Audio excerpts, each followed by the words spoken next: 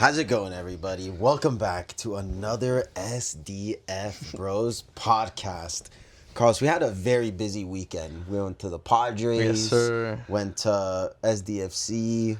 A lot of San Diego sports this A weekend. lot of San Diego sports, and they both won, so that's all that Everyone matters. won. The Wave won. The Wave won too. Padres won. SDFC won. So happy. All at home too. Oh, well, I mean, Wave was not at home. No, they were home because they played Friday. Oh, okay. And then SDFC played the day damn, after. shit, So yeah. happy days for everybody. W's everywhere. So really, really nice. But guys, we're here to talk about the game versus Colorado and kind of some talking points. But I'm good. I'm good. been? That's good. Good little weekend. Got a little relaxing Sunday, so nothing crazy. You know. Nice. But yeah, guys. So if you guys are new here, make sure you guys like, comment, subscribe. Check us out. Links in the description below. Instagram, TikTok. We're posting a lot more on TikTok now as well. And then let us know what you guys think about the new little series we're trying to do, Trolley Talks. So if you guys want to meet us up on the trolley to talk, We go south. we go south. Yeah. No, wait. No, we don't go south. We go east. Yeah. What the fuck? So check out that on Instagram live right now. But ready to jump in? Yes, sir. All right, let's go. So I wanted to talk a little bit about Portland because obviously we didn't record a podcast during that game, but a lot of missed opportunities in that game, along with a couple concerns as well that impacted things in this game for Colorado. But I think just the main thing in general was just the setup in that game in general, right? The lineup, we were looking at it and maybe there were some question marks, concerns, but just overall, that was a hard watch versus Portland. And I think the scoreline completely justifies exactly what was put out on the pitch. What did you think about Portland? And then what did you think about the opportunities missed in that game to impact us going forward? Yeah, I mean, look, as fans, I think for us it was kind of like a must-win game. I think maybe on like Mikey's vision, you know, he's a little bit more in depth with them or anything like that. Maybe he wanted to play the game a little safer than what maybe fans wanted, but I think as fans we kind of look at it as like a must-win, and why struggle when we can just go full steam ahead. Mm-hmm. I understand the concerns of maybe safety. It's an away game, you know, keep legs fresh because we also have LA Galaxy and maybe bigger games to come on and then a really long stretch of awayness. But for me, I think it's just probably would have preferred to win the Portland game instead of winning the Colorado game. Not to sound crazy, but I think that just would have put us in a higher position because I think we would have because we would have robbed Portland of some points, and Portland was so next to us, and I think the closer you are, the better. But again, regardless, we won either way. You know what I'm saying? So we're still in the same kind of boat. But yeah, for me, it's just one of those things where it's like I would have preferred to win both, actually, more than anything. But it was just kind of interesting to see how we kind of came out. And for me, my biggest take is, I know Vince doesn't want to hear this, but I think it seemed like Mikey Vadas wanted to come out to maybe tie or kind of play the game safe, maybe up until the 60th minute when then he can put Ashuri and Alachari. Yeah, no, Ashuri and the rest of the boys in, and then kind of get attacking. But Portland had other ideas, and if we're gonna be honest, Portland scores bangers on us. Realistically, if we look back, Portland is their goals were crazy. Yeah, but not only that, but Portland usually scores bangers on us. Yeah? Yes, if you go look at other Portland games, they score some goals that you're just like, yeah, well. Fairs. I mean, it's just one of those things that's going to always be, Portland's I think is going to be always a thorn in our side, respectfully, so. Yeah, I think going back to what you were saying, how Mikey Vadas maybe went to Portland for the draw, I don't love that narrative always, because it's I always like to give the benefit of the doubt, because obviously it's I don't think Mikey Vadas is go and be all right guys, let's get a draw and then we'll hope for the best. Right. I think his best intention is always to win the game, you know what I mean? But I just think it's it's hard to kind of justify that and say that when bro puts out a lineup like that, and it's just really hard to kind of justify anything. But my kind of counter to your argument would be for me, it doesn't matter who's on the team sheet. For me, you have to give 100%, right? Oh, I agree. And especially with a no dryer or anything like that, that should kind of be more of a reason for these players to kind of come up big. And it's for me, there was a stat that before we drove off and went our separate ways, you said that each Morgan and Mighton gave the ball away 20 times each. Like, that for me is outrageous. And for me, I can't blame Mikey Vanas for that one because that solely is just like on the player. So it's like sometimes these players do need to be taking accountability as well. And it's not just always on Mikey Vanas because I believe that he puts out the lineup based off of like what he feels like is appropriate for that certain game. Right. So. And no, and I agree with you. I guess my only take on that is, you know, I think we as fans can see the quality of maybe Valakari and Mayan right now, maybe even Morgan, and it's kind of just one of those things where it's like they're not going to go give you a miraculous game just today out of nowhere, you know? So it kind of is just like, for me, it's like you can't really blame, you as a coach, you can't really blame the players if you already know the quality of the players. Right. You know, so, but I also fully agree with you as well. Like, these players also, like, they're paid good amount of money, I would assume, you know, so, like, come on, like, it's a Wednesday game, I get it, but, like, let's get up for the occasion. Yeah, let's show up for the occasion because you got to win, you know? Yeah, 100%. So let's talk about this most recent game versus Colorado on a very lighter note, right? So I wanted to talk about the lineups because it was a completely different setup from what we saw versus Portland. We saw Godoy and Yepe play together as well. So I want you to kind of talk a little bit about that a little after because you had like some opinions on that as well. We saw the defense return from LAFC. They came back, kept a clean sheet, which is always really nice. Achuri starts, so he gets his first start in MLS for San Diego FC, and he played phenomenally. And then Valakari takes over the striker position for Ingvartson, plays in that false nine role that we know that he is comfortable in playing at. We saw him play there a lot last season. So let's start off with the Godoy and Yepe. So you have a lot of opinions on that. What's your kind of thesis on I think my biggest thing is like it's kind of, although I will say maybe it's a little different now with Pirani. But this was just one game, but I think when you were playing that like Valakari, Godoy, Yepe, Godoy and Yepe didn't really like link up to make that. I do think though after seeing this game that maybe Godoy is a little useful, just because Pirani's up there and making those runs, so it could be helpful. But normally I would say like I don't think Yepe or Godoy need to be on there. Honestly, in some games. And I think this is going to be one of those ones where our depths really do kind of click in. It's like, what game are we trying to play? So maybe we could do a Godoy Yepe or a Yepe Alvarado or a Godoy Alvarado. And I think our midfield finally now has kind of like a good rotational pool. But I think before today's game, I wasn't very comfortable with the quality of Godoy and Yepe. I think it needed to be either one of them was going to play. But at this point, it does seem kind of like a more rotated, able... honestly, I feel like our midfield kind of feels like one of those things where it's like, okay, well, who's going to play based on who we're going to play? Okay, yeah, interesting. And I do agree because I feel like when you have a Godoy and Yepe, there's just no pace. Excuse me.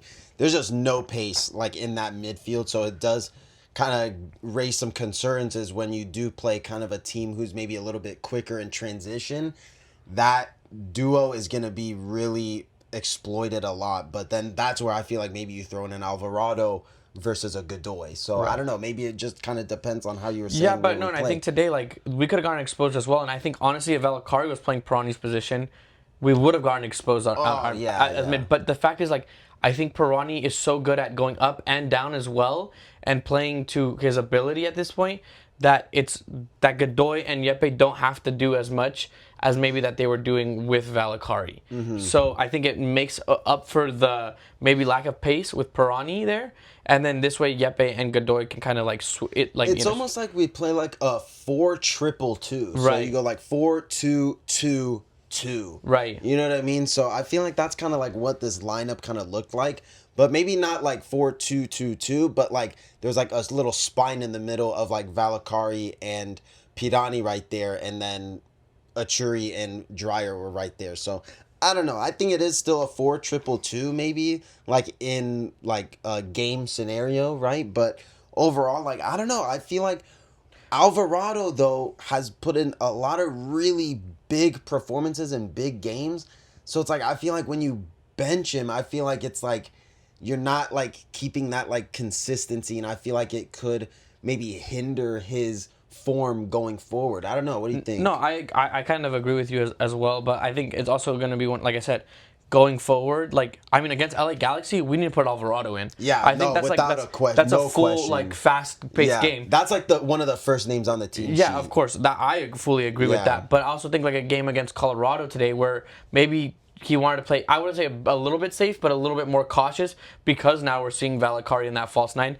Then, maybe you play Godoy and Yepe kind of like, they've been used to that. And then again, Pirani is like that little safety net. But what I will say is like, Yepe looks like a different person when Valakari's not playing next to him as well too. Or where it's not like a Valakari Godoy situation. It almost feels like Yepe has to play so much more different because he's trying to protect what mistakes may come from Valakari and Godoy in that midfield. But against the Colorado game, he seemed a little bit better compared to what we saw in Portland. Yeah, because Yepe, because to your point off camera, we were talking, you're saying like Yepe's form has dropped like significantly. Right. So I feel like a part of that reason is why he didn't play versus LAFC. And I feel that's a big deal that like your captain isn't playing in a big game like that. But I mean, regardless, LAFC, that worked out perfectly. But then you saw versus Portland, didn't really go to plan. And then versus Colorado, I felt like he did improve in games. Maybe it was because of the tactical setup. Yeah, so I mean, it's a little different, but I think it is kind of weird to have Godoy and Yep. Like, they're just so mirrors of each other that it just kind of, it's like, it wouldn't be my cup of tea for that to happen. But I also can see when it does work sometimes. But that's just like both players have to be on their A game if that works. Yeah. And honestly, you need a player like Alvarado or Pirani to offset that, not a Valakari. Yeah, certainly. So let's move on. So SDFC come out in this game looking a lot more motivated to get the result, maybe because they felt like they left something on the table versus Portland, and they felt like they couldn't slip up in this game. So with the mistakes from Colorado, SDFC capitalized and we get the game underway with a 1-0 thanks to Valakari pouncing on that Colorado defense. And Valakari is used to this false nine position. But what you were saying on the vlog is that does Ingvartson kind of hold us back from that style of play that we played in this game? Yeah, just to elaborate, I think it's not like, I don't think Ingvartson like hold us back to crazy, but I just feel like when you play with Ingvartson, it doesn't like, ironically, it doesn't flow or feel fluid as much as like having a mobile striker. And again, I don't think Valakari is a striker at all. No. But like just that fluidity. Yeah, he's a false nine. Yeah, it's just a lot easier. But with a striker like Ingvartson, you need a lot more structure. Certainly. Maybe even more crosses in. Just somewhere where he's gonna be there, and all you gotta do is just get it to him. Right. And I don't feel like this team is playing that way. And I mean, don't get me wrong, maybe we were kind of in the beginning of the season, and that's how he was able to kind of get those. And I think I did say this, but I mean, not to think. The way that Ingvartson is playing right now is like he has to get that chance and then score that chance. Like a lot of the goals that he got were like not crazy goals, but like he was in the right moment and he scored them. And what's happening a lot in this half of the season is he's actually getting those opportunities but been missing them completely. So I don't think that maybe I don't think that he couldn't have gotten more goals this second half of the season, but he's had those opportunities and has kind of fallen short compared to what he was scoring and banging in the first part. Yeah, certainly. I think he is a little bit one-dimensional, and I think what SDFC really like is to be a little bit more creative in how they build up goals. And even though SDFC scored some unorthodox goals, it was really nice to see that we were capitalizing on mistakes from the opposition.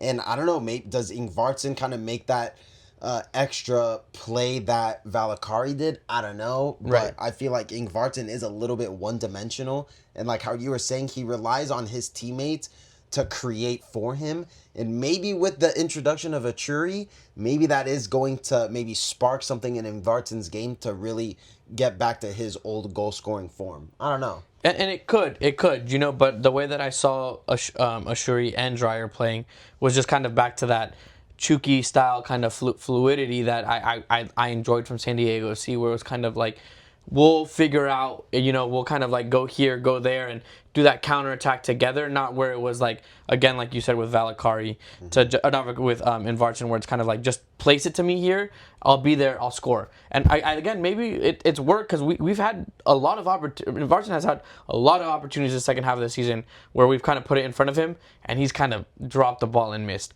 But I think even to your point, this game, we do kind of score unorthodox goals. I don't think it's the perfect style of play that Mikey Varas wants us to do, where we score these amazing build-up play goals.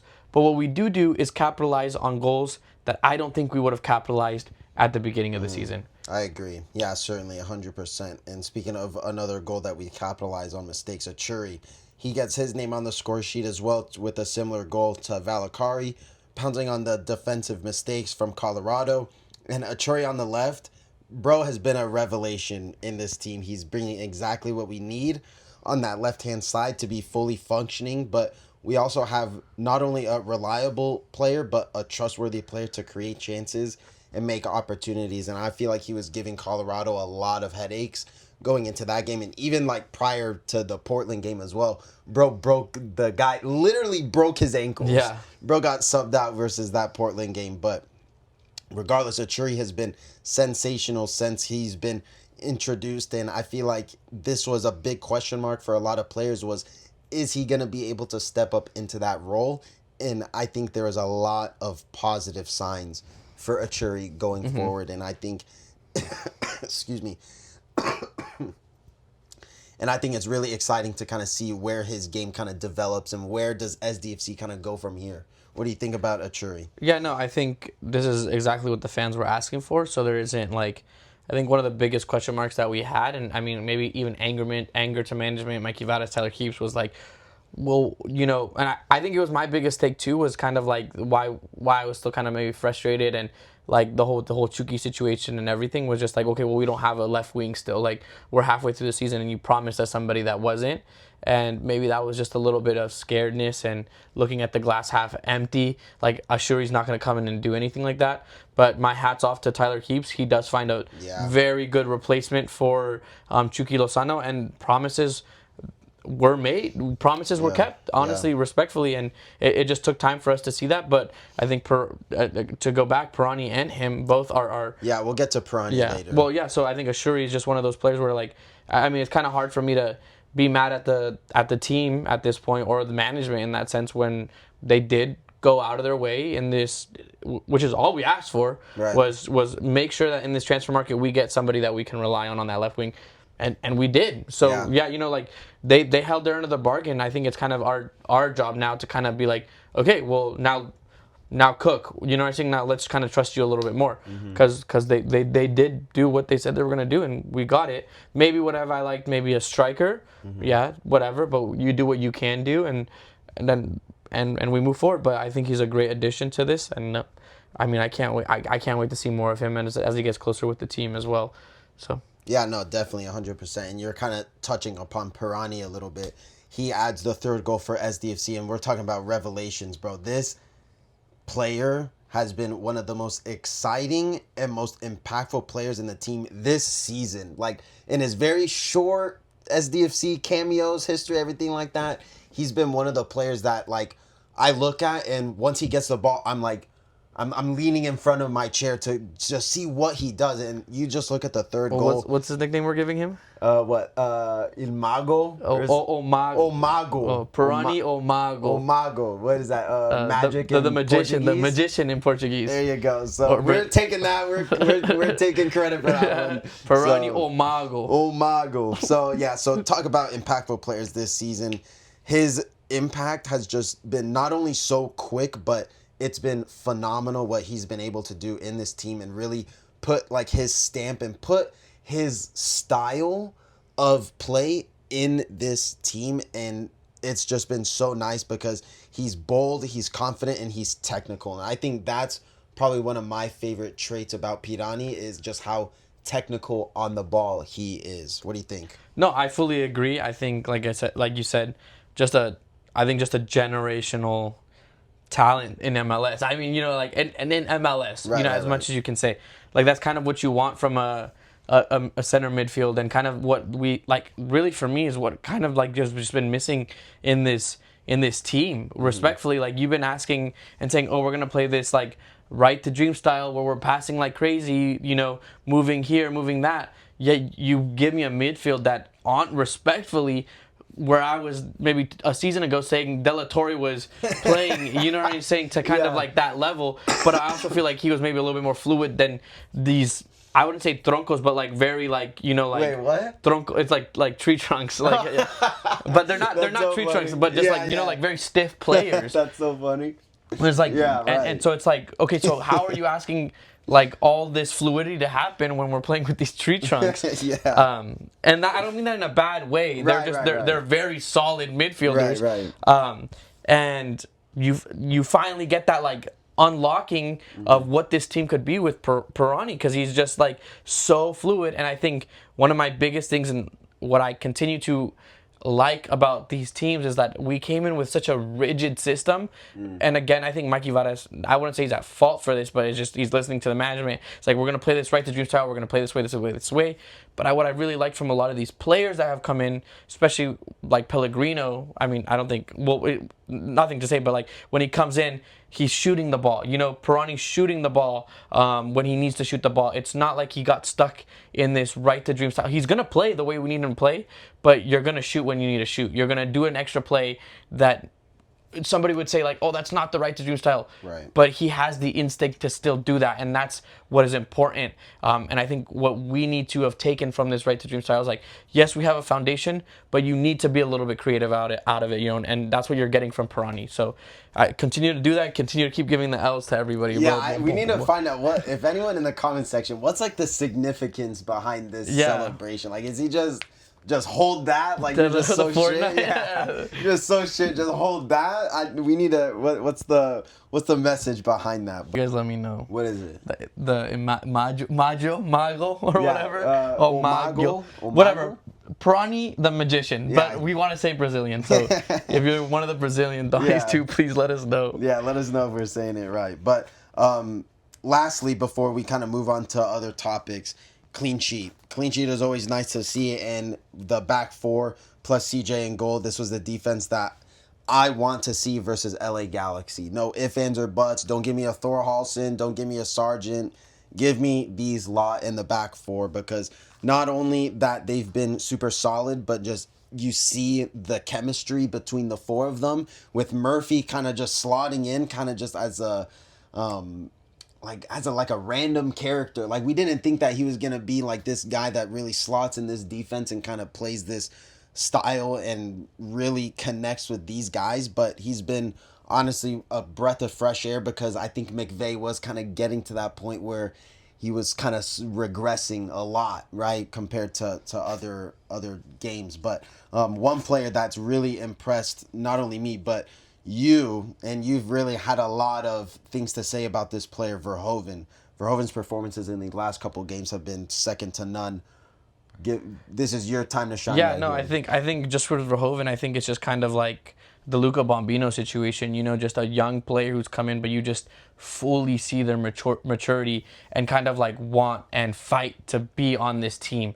There was a spell where he kind of gets injured, and then you see that. He was injured, right? He gets injured, and then you just see right back after right back after right back come in.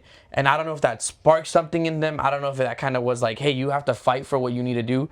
But the way that he is playing now is just a level of maturity and strength and like it's not even like straight. Like, I don't want to say he's strong. Like, he's just composed, and like holding up these players so well, and also just kind of just meshed right into our right wing. And yeah, I don't mind a Thorhalson, like, who's going to maybe push forward.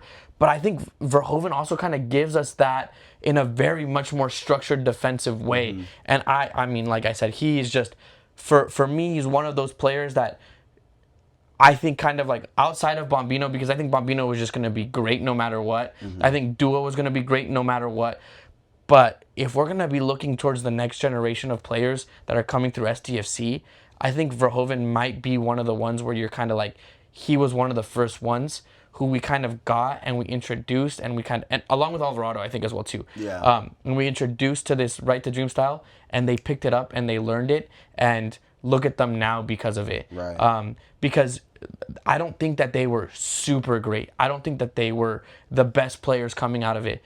But there's some magic in what Mikey Vadas is teaching them. There's some magic in that right to dream where these players are full on belief. And I think both him and Verhoeven are great examples of like what happens when you a good coaching and good style of play. Is just that, because again, like I'm gonna say, like Bombino generational like just God sent, you could say, Dua God sent as well too. Verhoeven, you can tell, had to fight kind of for his position, and he's learned and he's trained and he's put his nose on there, and he's a great example of what happens in this right to dream style if you're willing to learn and adapt to it. Yeah, certainly, and kind of like how you were saying, what like Thorhallsson gives, like Verhoeven kind of does it in like his own special way, where Thorhallsson maybe will push up a lot more. I feel like Verhoeven won't push up more, but he'll use his ball playing ability like as like a substitute instead of like bombing up in the field. And you saw him play a phenomenal pass to Achuri, right? It led up to the penalty, which I thought it should have been a penalty, but you saw just his ball playing ability. Like if that's something that we can unlock in Verhoeven to kind of make those insane passes, then oh my gosh, he would be incredible. And I think he complements Bombino's style so well as well too. I mean, like I said, that back four is great right now. And like I said, I Verhoeven for me is just one of those ones where you know he fights and he's fully, but for me that's one of the players to watch this season, and the rest of the next season as well too, because I think he really is going to become a very good player. And shout out to our defensive. I don't know who our defensive coaches are or not, but you guys have produced some crazy talent. Yeah. I will say that, because that's to have 4 for 4 is crazy. 4 for 4 is crazy. Wendy's 4 for 4. Yeah, I mean, for respectfully, like a 4 for 4. I mean, you even have So scoring a goal as well too, that's or So even playing better as well too. So it's kind of just like, shout out to whoever our defensive coordinator, whoever the hell the defensive coordinator coaches. We gotta get your name, bro. Gotta get you a beer. Or something. No, because he really kind of did bro's well. Cooking. And I just, back to the McVay thing too as well. Outside of that, I think one of the biggest things we kept saying was like, oh, McVay's like the captain of this team. The defensive line. Well, and it's clearly it's not, and I don't think McVay fell from his grace. I think he just didn't have competition, so he didn't have that like hunger to like try to be better. Right. I think there's going to be a great difference between him and Ian as well going forward. But now, who is our Ramos or our Puyol or our PK in this defensive line? Because I don't think there is one. I don't think there is, and I think a great example of like kind of a defensive unit was when Italy was playing with Buffon, Chiellini, Bonucci, and Barzagli. Yeah. None of them were really above each other, but like when they were together, not a chance at goal did the opposition have. So it's like that's what I feel like this SDFC defense is like. It's not so much individuals, it's a unit. It's a protective unit, and it's just something that I want to see improve and grow with all 4 of them, including CJ, 5 of them, if you really want to say it like that. Well, no, CJ I think is a big part of that. Oh my gosh, yeah. And we were saying, I think like last podcast or 2 podcasts ago, where his performances have like stepped up so much, where like that gap between starting goalkeeper and second is so large. Yeah. And I mean, you see it even when Manu Dua makes a tackle, he's dapping up CJ, vice versa. CJ makes a save. Like that connection is there. Well, no, and I think just even to go to your thing, your Italy analogy, it's like it's just one perfect unit together. And I feel like even CJ feels so much more comfortable with that. Yeah. For like they are together, and I mean, I kind of get like not goosebumps, but like it feels kind of like they really are a very solid. Like I'd go to war with them. You know what I'm saying? Like they really are pretty good. So so sensational. So the defense has been really nice recently. When it's those 5, When it's those 5, then that is something that we really need to emphasize. Is when it's those 5. Because fun fact, shout out to Dan. He put a little comment on our post saying like, what's like the record for the most wins with clean sheets? in MLS. I was like, you know what, like, I don't know, like, that's interesting. So if SDFC win their next game via clean sheet, we would break a record for the most wins with clean sheets. So in MLS. Well, next win. Yeah. Not next game. Right. Right. Yeah. So like if it's one more win and there's no right. So it has to win, but you have to win by a clean sheet. I think that's a crazy stat as well too that we may have. I mean, I don't think we're parading ourselves around saying, "Oh my God, we're the best team ever." But it is crazy to think that when we have won, it's a clean sheet. It's a clean sheet. Yeah. So when we are playing our best soccer, which I think by far, like when we are playing our best soccer, I don't think a team touches us. Right. I'm gonna say that right now. Yeah, I agree. And I think we played a lot of bad soccer, and that's why we're in the position that we are in. But the wins that we do have are wins where you could sit there and say we played our best soccer. And I think when we do play our best soccer, it's very hard for a team to touch us. I agree. And that just goes to show as well too. So, yeah. Yeah. So speaking of that, so let's talk about our next game versus LA Galaxy. So what's really interesting about this game versus Galaxy is not just the occasion of, playing LA and everything like that, but also the games that are going around us as well, right? Portland and Real Salt Lake play each other. So one of those teams are going to drop points regardless. Right. So and Real Salt Lake's above us in the table, right? And they are above us in the table. That's right. So Real Salt Lake is in 8th place, 1 point above us, and we're in 11th place, 1 point behind them. So one of Portland or Salt Lake are going to drop points regardless, and then LA Galaxy is 1 point behind us. Is it Portland playing Salt Lake or Colorado? Oh, it is Colorado. Yeah. You're right. So yeah.